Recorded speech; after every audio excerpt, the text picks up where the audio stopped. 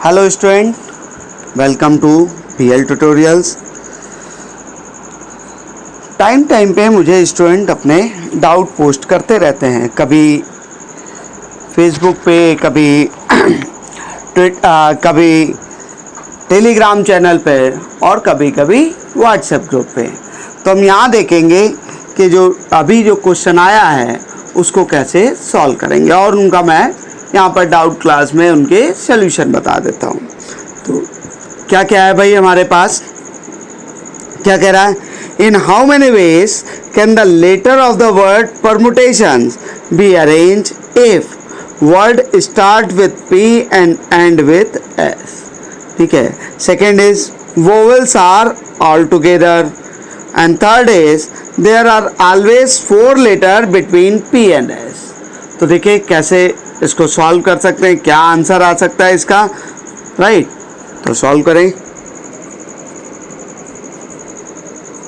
तो first part देखें, तो टोटल हम परमुटेशन पे देखें तो परमुटेशन पे हमारे लेटर्स कितने हैं? 1 2 3 4 5 6 7 8 9 10 11 एंड 12, राइट? तो 12 लेटर का हमें वर्ड फॉर्म करना है, और 12 लेटर तो हमारे पास क्या हो गया, हमने 12 प्लेस ले लिए, 4 5 6 7 8 9 10 11 एंड 12, राइट? अब क्या कह रहा है? नंबर ऑफ वर्ड, हमको number of ways of arranging निकालना है, मतलब number of word find out करने हैं। तो number of word find out करने, और कंडीशन क्या है? It start with P and end with S। मतलब फर्स्ट जो होगा वो P से फिल किया जाएगा, और जो एंडिंग होगी, जो लास्ट लेटर होगा वो हमेशा S होगा, राइट? तो फर्स्ट प्लेस को हम कितने तरीके से फिल कर सकते हैं? 1 तरीके से। लास्ट प्लेस को भी हम कितने तरीके से फिल कर सकते हैं? 1 तरीके से, राइट? भाई P से हमेशा P ही रखा जाना, तभी ये मेरा P से स्टार्ट होगा, और लास्ट में S आना चाहिए, तभी ये S पे एंड होगा, राइट? इतनी बात क्लियर हो रही। अब क्या देखें, बाकी के जो 10 प्लेसेस हैं उनको आप कितने तरीके से अरेंज कर सकते हैं, उनको आप कितने तरीके से अरेंज कर सकते हैं, और वही नंबर ऑफ अरेंजमेंट हमारे different letters, different number of words हो जाएंगे। तो क्या हो जाएगा? Number of words starting with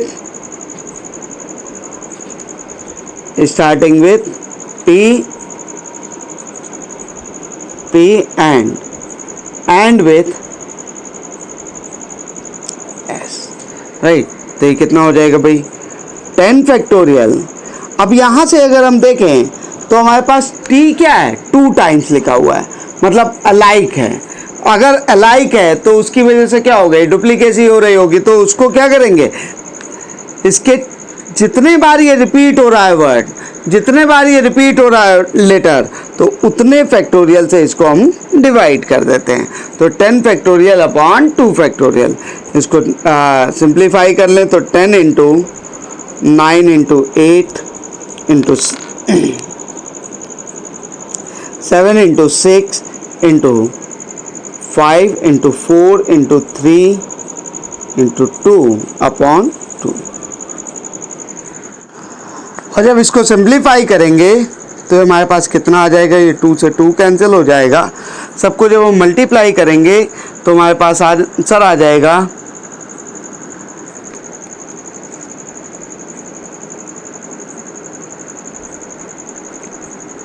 right? Second part पर आए, वोवेल्स आर ऑल टुगेदर। तो देखें, जब भी हम बात करते हैं वोवेल्स आर ऑलवेज टुगेदर या किसी भी टाइप का, इस टाइप का क्वेश्चन जहाँ पे कुछ पर्टिकुलर ऑब्जेक्ट हमेशा एक साथ रहने हो, तो सबसे पहले क्या करते हैं? उनको एक साथ कर लेते हैं, ठीक है? तो वोवेल्स हमारे पास कौन कौन से हैं? अगर हम इसको रीअरेंज करें परमुटेशंस के लेटर को अगर हम रीअरेंज करें तो वोवेल्स को एक साथ रखें, तो वोवेल्स हमारे पास क्या है? A-E-I-O-U। देखो, A-E-I-O-U, राइट? बाकी हमारे पास कितने? 7 लेटर्स और बच जाएंगे। कितने बच जाएंगे? 7 लेटर्स और बच जाएंगे। तो 7 लेटर हमारे क्या क्या हो जाएंगे, P R M T T N S, right, ये 7 लेटर्स आ गए। अब क्या रहा है कि हमारे पास वोवेल्स क्या रहने हैं, वोवेल्स हमेशा एक साथ रहने हैं। तो जब भी हम वोवेल्स एक साथ रखना हो तो हम क्या कर देते हैं, इन वोवेल्स को एक बंडल एज्यूम कर लेते हैं, बंडल एज्यूम कर लेते हैं और इसको एक वन ऑब्जेक्ट की तरह ट्रीट करते हैं, राइट, वन ऑब्जेक्ट की तरह ट्रीट करते हैं।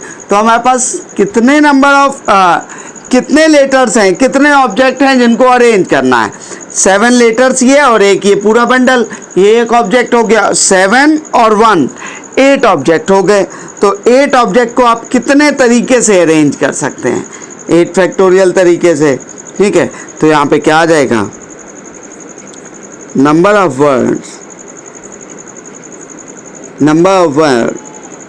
when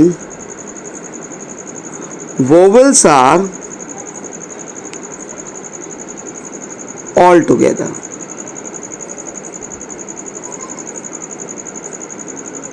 तो ये कितना हो जाएगा भाई, 8 फैक्टोरियल, 7 ये और एक ये, राइट, 8 फैक्टोरियल डिवाइड बाई कितना, 2 फैक्टोरियल। लेकिन ये वोवेल्स भी तो आपस में अरेंज होंगे, राइट। ऐसा तो है नहीं कि हमारे पास वोवेल्स अगर इतने दिए हैं तो हमारे पास वोवेल्स यही रहने वाले, इसी फॉर्मेट में रहने वाले, वोवेल्स अलग भी तो होंगे। हो सकता है कि यू पहले आ जाए, ई बाद में आए। तो वोवेल्स आपस में कितने तरीके से अरेंज हो सकते हैं, 5 फैक्टोरियल से। और जब इसको सिंप्लीफाई करेंगे तो हमारे पास आंसर आ जाएगा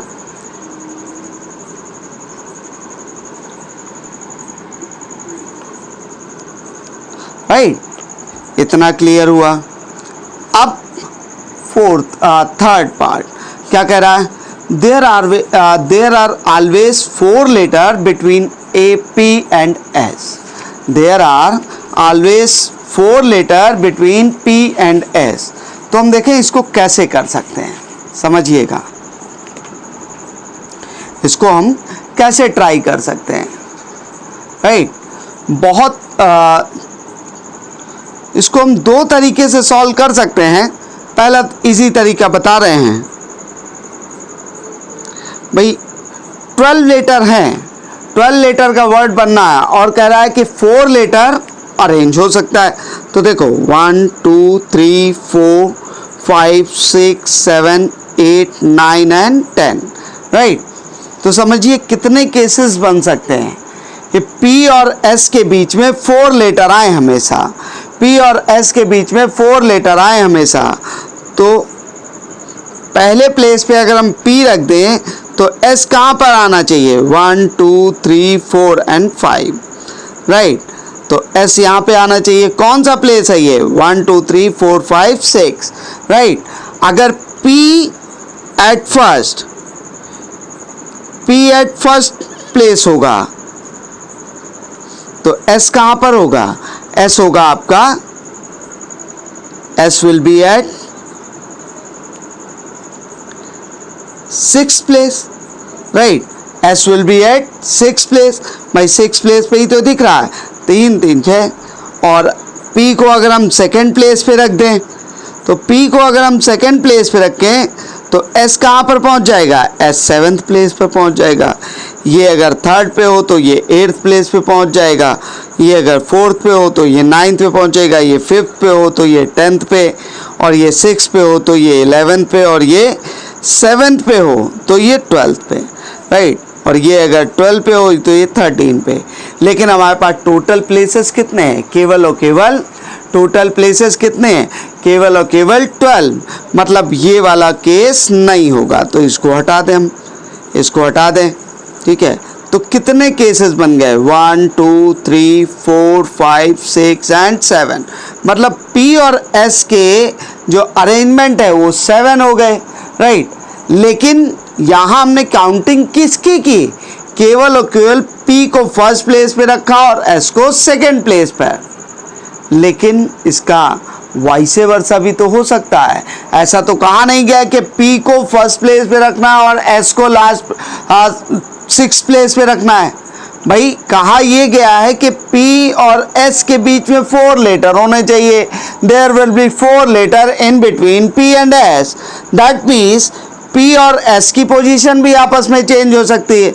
तो P और S आपस में चेंज करेंगे। S को अगर हम फर्स्ट पोजीशन सेकंड पोजीशन पे रखेंगे तो P कहाँ पर आएगा, 6, 7, 8 पोजीशन पे आएगा। तो टोटल अरेंजमेंट इनका कितना हो गया, 14 हो गया। टोटल अरेंजमेंट इनका कितना हो गया, 14 हो गया। ठीक है, टोटल इनका अरेंजमेंट 14 हो गया। अब देखें बाकी के जो 10 लेटर्स हैं, बाकी के 10 लेटर्स को आप कितने तरीके से अरेंज कर सकते हैं, 10 फैक्टोरियल तरीके से। बाकी के जो 10 लेटर्स बचे हैं भाई, P और S को मैंने अरेंज किया, P और S की पोजीशन मैंने फिक्स कर दी। तो बाकी के जो 10 लेटर हैं वो कितने तरीके से अरेंज हो सकते हैं, 10 फैक्टोरियल तरीके से। अब इस 10 फैक्टोरियल में 10 लेटर्स में से 2 लेटर ऐसे हैं जो रिपीट कर रहे हैं अपने आप को, 2 T गिवन है, तो उनकी वजह से क्या होगा, डिवाइड बाई T भी करें, डिवाइड बाई 2 फैक्टोरियल। और P और S की पोजीशन कितने तरीके से अरेंज हुई, 14 तरीके से।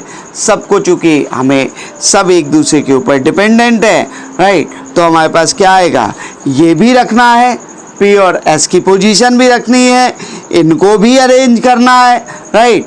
जब एंड का केस आ रहा हो तो मल्टीप्लिकेशन लगा देते हैं, और जब इसको सिंप्लीफाई करेंगे, जब हम इसको सिंप्लीफाई करेंगे तो देखो कितना आ जाएगा, 10 फैक्टोरियल इंटू 7, और इसको सिंप्लीफाई किया तो ये कितना 36, 10 फैक्टोरियल को सॉल्व किया 362880 इंटू 7, और इसको जब सिंप्लीफाई करेंगे तो 25401,600, ये हमारा आंसर आ गया। ठीक है, ये हमारा आंसर आ गया। क्लियर हुआ भाई? ठीक है, अभी भी अगर आपको क्लियर ना हुआ हो, अभी भी आपको अगर क्लियर ना हुआ हो तो मुझे